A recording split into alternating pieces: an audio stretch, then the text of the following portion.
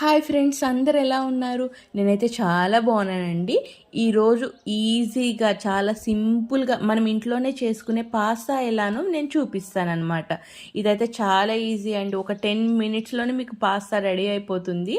So దానికోసం నేను ఉల్లిపాయలు, పచ్చిమిరపకాయలు, క్యాప్సికమ్, టమాటా రెడీ చేసుకుని కట్ చేసి పెట్టుకున్నాను అనమాట. ప్రాసెస్లోకి వచ్చేస్తే ఫస్ట్ ఒక బాణలి పెట్టుకొని ఉల్లిపాయలు, పచ్చిమిరపకాయలు, తర్వాత క్యాప్సికమ్, టమాటా వేసేసి అంటే ఉడకనిచ్చేయద్దు. ఇది కంప్లీట్గా క్రంచీనెస్ ఉండాలి దాన్ని. ఏదైతే ఉల్లిపాయలు, క్యాప్సికమ్ ఇవన్నీ ఉన్నాయి కదా, వీటి క్రంచీనెస్ మనకు పంటికి తగలాలన్నమాట. అప్పుడే సూపర్ టేస్టీగా ఉంటుంది. సో దానికోసం నేను జస్ట్ టాస్ చేశాను. తర్వాత లైట్గా సాల్ట్ వేసాను. టమాటో కెచప్ మనకి ఎంత కావాలో అంత వేసుకొని మంచిగా తిప్పేసుకొని ముందుగానే మనం ఉడకబెట్టి పెట్టుకున్నాం కదండి పాస్తాని, అది కూడా వేసేసుకోవాలన్నమాట. ఆ క్లిప్ మిస్ అయింది ఇక్కడ, సారీ. నెక్స్ట్ టైం కవర్ చేస్తాను.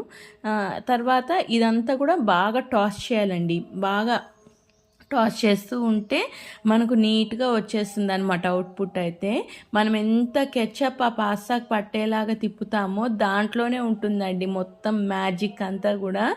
మీరు అలా మంచిగా తిప్పేసుకొని మంచిగా తయారు చేసుకొని తినేస్తే ఈ మ్యాగీలు ఇవన్నీ ఎందుకండి చెప్పండి?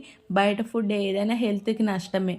మనమే ఇంట్లో ఇలా చిన్నగా మన ఇంట్లో అవైలబుల్ ఉన్న వెజిటేబుల్స్ తోటి ఈజీగా చేసుకోవచ్చు కదా.